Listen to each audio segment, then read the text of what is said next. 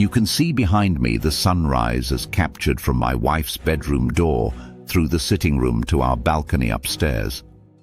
This view reminds me of how far God has brought me, and I want to tell you this story because I believe it will encourage someone watching today.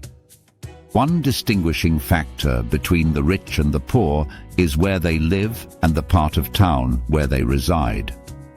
I became aware of the fact that I was living in a mud house in primary school. This haunted me to my university days. I used to think that I was the only one from a mud house in the whole university. Definitely, I was the only one amongst my friends. There was no electricity and no pipe-borne water. When we used the toilet, heaven and earth would bear witness because there was no roof. Sometimes we used the bush behind Hussey College, Warri. I never used tissue paper until I got to secondary school. My mum used to make akamu, corn pap, a lot, so we used the maize cob after removing the corn to clean up. For those that understand, you know now. Just about 20 meters from our house was a block house inhabited by a family. They had a car, their kids wore Clark's sandals, and they were chauffeured to school. For me, I trekked to school with bare feet. I was not jealous, but I told myself that I will live like that someday. I eventually ended up in the same medical school with one of those children. She graduated 1 year before me. At least I graduated as a doctor, even though I borrowed the books I read, the shoes and ward coat for the exams. One pair of shoes I had were of 2 different sizes, 7 and 8.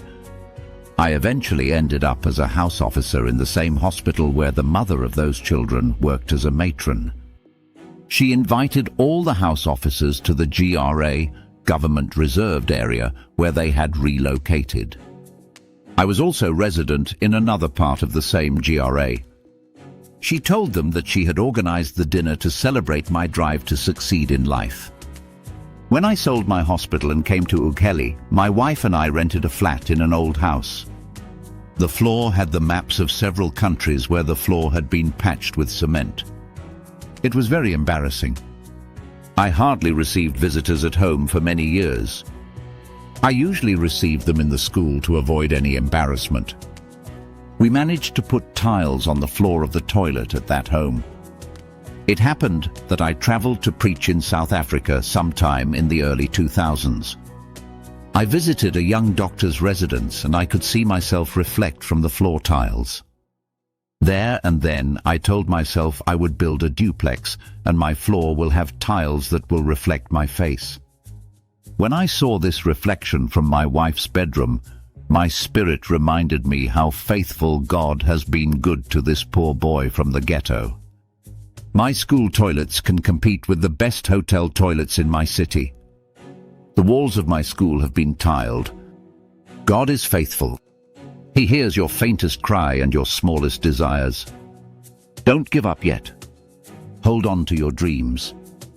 My God will surprise you beyond your imaginations. He is good, and with him all things are possible. If this story encouraged you today, please hit that like button and share it with someone who needs to hear that their current situation is not their final destination. Subscribe if you haven't already, and remember, your dreams are valid, no matter where you're starting from. God bless you.